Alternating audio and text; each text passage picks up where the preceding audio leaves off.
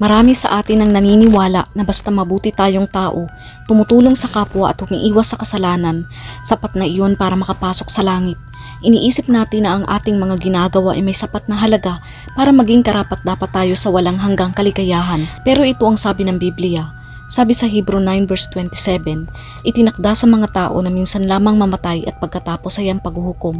Lahat tayo ay mamamatay at pagkatapos nito, huhukoman tayo. Ang paghuhukom na ito ayon sa Biblia ay hindi nakabase sa ating mga gawa. Sa halip nakabase ito sa ating pananampalataya sa Panginoong Hesukristo. Mahirap itong tanggapin lalo na kung ang ating paniniwala ay sa pamamagitan ng ating mga gawa o kung sanay tayong ikumpara ang sarili natin sa iba.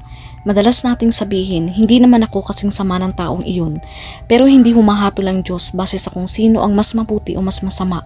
Humahatol siya ayon sa kanyang pamantayan ng katotohanan. Dahil makasalanan tayong lahat, walang sino man ang perpekto at karapat-dapat sa paningin ng Diyos.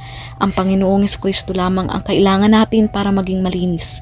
Ang ating mga gawa, gaano man kabuti, ay hindi sapat para bayaran ang ating mga kasalanan. Sa pamamagitan lamang ng biyaya ng Diyos na ipinagkaloob sa atin sa pamamagitan ni Hesukristo, tayo ay maliligtas. Ito ay isang libreng regalo. Sabi nga sa Tito 3 verse 5-7, iniligtas niya tayo hindi dahil sa ating mabubuting gawa, kundi dahil sa kanyang habag sa atin. Tayo'y iniligtas niya sa pamamagitan ng Espiritu Santo na nagugas sa atin upang tayo'y ipanganak na muli at magkaroon ng bagong buhay.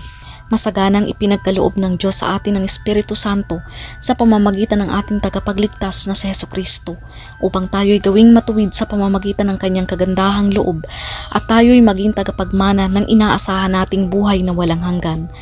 Ang kabutihan ng Diyos ay nagbibigay sa atin ng pagkakataon para magsisi at talikuran ng ating mga kasalanan sa halip na gamitin ang kanyang kabutihan bilang dahilan para magpatuloy sa paggawa ng kasalanan.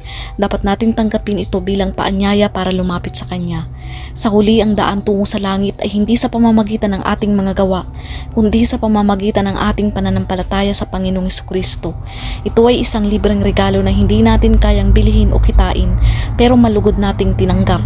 Efeso 2 verse 8-9, sapagkat dahil sa kagandahang loob ng Diyos, kayo ay naligtas sa pamamagitan ng pananampalataya at ito'y kaloob ng Diyos, hindi mula sa inyong sarili. Hindi ito bunga ng inyong mga gawa, kaya't walang maipagmamalaki ang sinuman.